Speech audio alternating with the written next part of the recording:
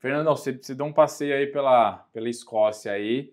Você falou aqui para mim que não fui em todos os lugares que você gostaria de ir. Mas os que você foi, como que foi essa viagem, as destilarias? Como que foi essa experiência de estar lá e provar os whiskies diretamente da fonte ali? Eu trabalho com whisky há mais de 15 anos, né? E venho fazendo esse trabalho de educação e divulgação mesmo do whisky em si, mas sempre focando no whisky escocês, né? Porque realmente a Escócia é apaixonante, é impressionante como um país pequeno pode ter causado um impacto tão grande no mundo, não só com uísque, mas com várias outras coisas, até né? Com a cerveja Cerveja, também. né? A ovelha Dolly foi criada na Escócia, né? A televisão, tem várias invenções escocesas, mas o uísque realmente é o mais conhecido. E tem uma variedade... Isso lá atrás, assim, meados de quando, assim, mais ou menos? Que começou a produção de uísque, ninguém sabe ao certo, né? Mas existe um primeiro registro oficial num livro do rei James IV, que foi em 1494. Então, no final dos anos 1400. O Brasil nem tinha sido descoberto ainda. Mas já se bebia antes, né? Que eles chamavam de aquavita, em latim, porque os monges que produziam, né? Os monges produziam mais para fins medicinais.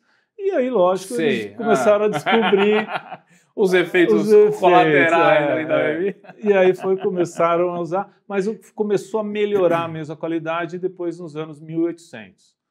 E até antes de 1760, assim, não era uma bebida da nobreza, né? O uísque sempre foi mesmo da população pobre e cada clã tinha o seu alambique, produzia no fundo de quintal, até para fugir da cobrança de impostos do rei.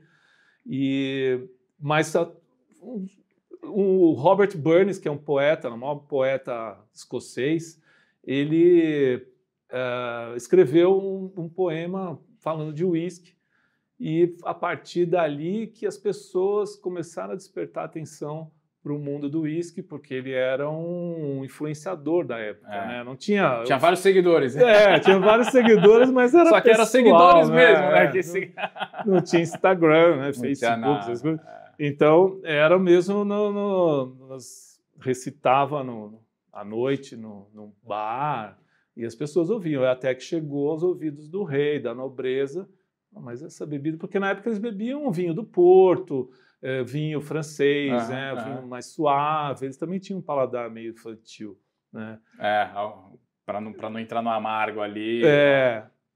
E aí, depois criaram-se o Robert Stein, né? Depois a Ascoff patenteou o alambique, né? O destilador de coluna, começaram a produzir em grande escala, e foi aí que surgiu o blended, porque até então só existia single malt, que era um whisky feito só de cevada maltada, no alambique de cobre, né? A produção em lotes, né? Bem artesanal. E aí começaram a misturar com whiskies feito em destilador de coluna, contínuo, né? O processo mais de volume mesmo. Isso em meados mais ou menos?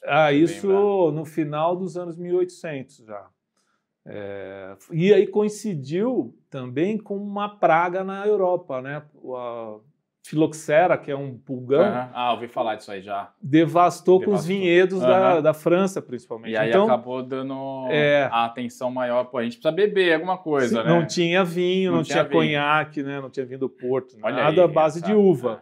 Então, a própria natureza direcionando ali o consumo de determinada bebida. Então foi o grande momento do whisky no mundo, né? A França até hoje é o maior importador de whisky escocês do mundo, por incrível que pareça.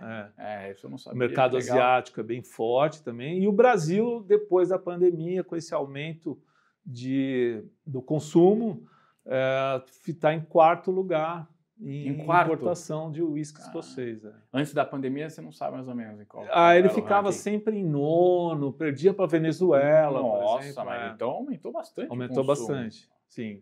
Claro que são os uísques mais de entrada, né, que tem um volume maior, com custo mais baixo, né, mais acessível.